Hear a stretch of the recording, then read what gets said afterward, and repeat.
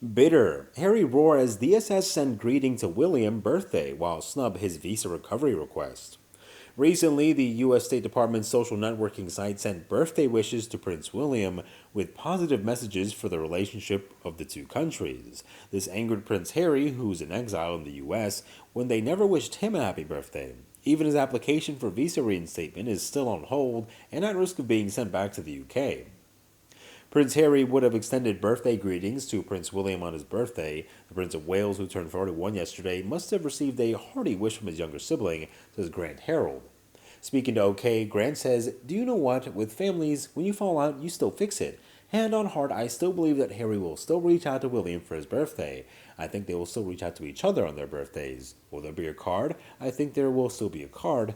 Will there be a gift? I don't know. It's difficult to say." This comes as Prince Harry publicly discussed an altercation between him and Prince William in memoir Spare. Harry revealed the brothers fought over Meghan Markle while the Sussexes were still living in the UK. "He grabbed me by the collar, ripping my necklace, and then he knocked me to the floor," Harry wrote in his best-selling book released earlier in the year.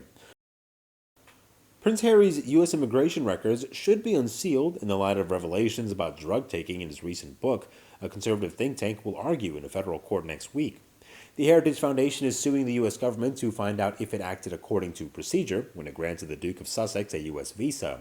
Under U.S. immigration law, evidence of past drug use can be grounds to reject an application. The case will be held in front of a federal court judge on June 6 at the U.S. District Court for the District of Columbia. The Heritage Foundation filed a complaint under the Freedom of Information Act attempting to compel the government to release Harry's immigration file. The requested information is of immense public interest, reads an amended complaint filed on May 5th. The Heritage Foundation has long been one of the most influential conservative think tanks in Washington. Niall Gardner, director of the foundation's Margaret Thatcher Center for Freedom, tweeted on Thursday that there was a public interest in disclosing Harry's records. Given his extensive drug use admissions, normally disqualifying for entry into the U.S., the American people deserve answers to the serious questions raised by the evidence, he wrote in a Twitter post. Did DHS in fact look the other way, play favorites, or fail to appropriately respond to any potential false statements by Prince Harry? CNN has asked a representative for Prince Harry for comment. Harry most recently confessed to taking various recreational party drugs in his explosive memoir Spare, which was published in January.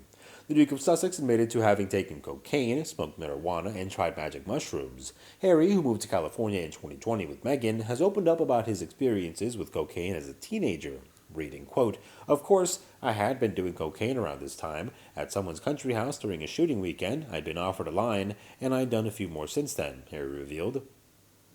"It wasn't much fun, and it didn't make me particularly happy, as it seemed to make everyone else around me, but it didn't make me feel different, and that was the main goal."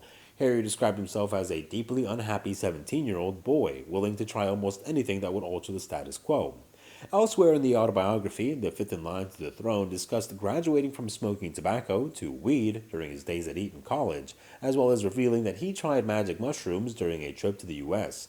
Harry said he briefly stayed at actor Courtney Cox's house, where he spotted a huge box of Black Diamond mushroom chocolates when he and a friend ate several and washed them down with tequila.